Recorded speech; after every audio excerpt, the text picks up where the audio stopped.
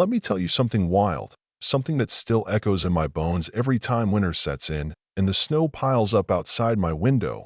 There are moments that don't just break your heart, they rewire it. One of those nights, I swear, changed the way I look at loyalty, at love, maybe at the whole damn world. Picture this: a young officer patrolling the frozen streets of Clearwater, Montana, in the dead of night. Bitter wind, empty roads, lamplight painting halos on silent sidewalks. I was that officer, Noah Briggs. Yeah, that's me, just doing my rounds, running on caffeine, haunted by memories, when I heard the faintest whimper coming from under an old rusted awning. Not a siren, not a cry for help, just a sound so soft and sad, you could have missed it if you weren't already listening for ghosts. There he was, an old German shepherd, formatted and soaked, curled up beside a pile of windblown trash, shivering so hard I could feel it in my own chest. A cracked leather collar hung around his neck, the word Shadow, K9 retired, barely legible. That dog didn't snarl, didn't cower, didn't even flinch. He just looked at me with eyes that held more history than some men I know. You ever see that look? The one that says, I was loved once, and I was left behind. God, that stings. I pulled a patrol blanket from my SUV and wrapped it around him, lifted him in my arms. He was shockingly light, barely there. You're not dying here, not in this cold, I muttered, half to myself, half to the universe. The snow kept falling as I took him home, my apartment barely big enough for me, let alone an 80-pound shepherd. But what do? You make room. Sometimes saving someone else is the only way to start saving yourself. That's a fact. I cleaned him up, layer by layer, seeing the scars beneath the dirt, old wounds, some surgical, one perfectly round like a bullet entry. That dog had been through hell and back. I found a faded patch sewn into his collar. If found, returned to Officer Kyle R.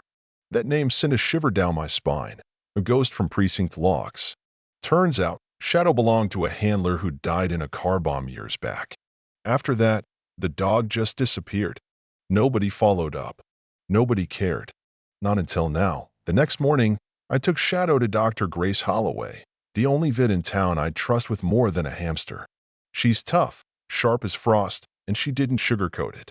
He's old. He's freezing. But he remembers, she said, stroking his muzzle. She told me stories, how Shadow was a legend, saving survivors during the Oklahoma flood, running covert operations nobody talked about. His handler, Kyle, died on the job, and Shadow was left to drift through the cracks of a system that forgets its heroes. You know what I mean? We shook our heads, both of us angry at the world. But Grace pressed antibiotics into my hand and said, don't just treat him like a case. And I wasn't planning to.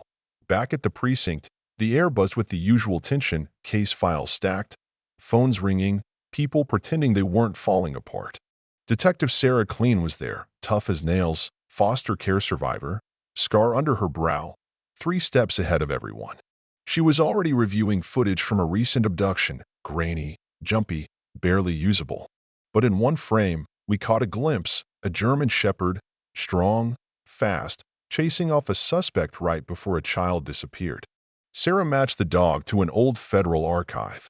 Shadow. It was him. He'd been out there, protecting kids when no one else even knew he existed.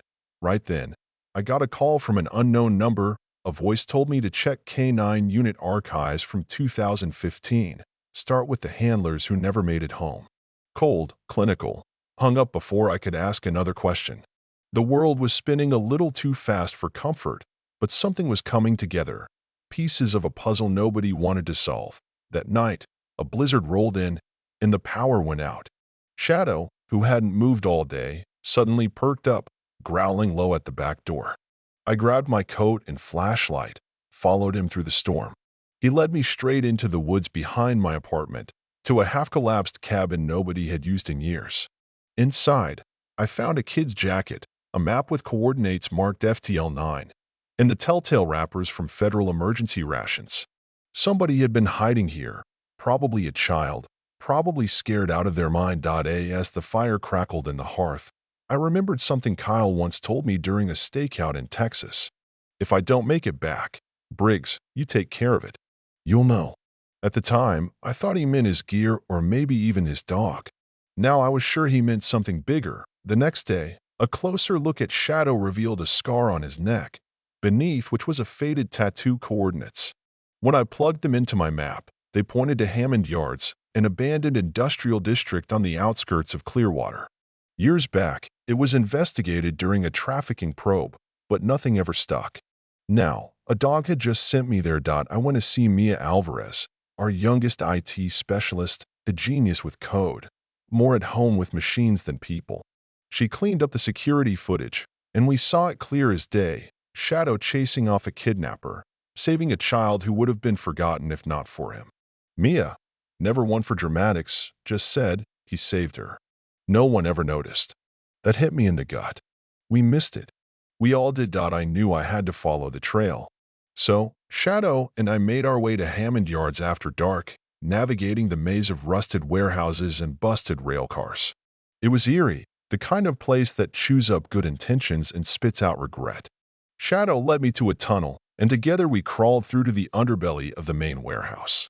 Above, I heard voices, two armed men guarding a locked door. A child's cry floated out. Shadow darted into the darkness, causing a crash. The guards turned, guns raised, and chaos exploded. Shadow lunged at one. I tackled the other. 3 shots fired. Blood smeared the floor. We took them down, and I broke the lock on the door.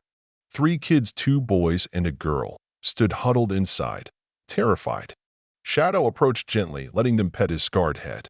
That dog, who'd been abandoned and broken, was their hero. In the aftermath, Shadow grew weaker, his breathing shallow, the cost of one last stand catching up to him. A custody battle erupted in court, some long-lost cousin of Kyle's trying to claim Shadow as property. Judge Hawthorne, sharp and no-nonsense, listened as Sarah defended us. Then Maddie, the smallest of the rescued kids, ran up and hugged Shadow in front of everyone.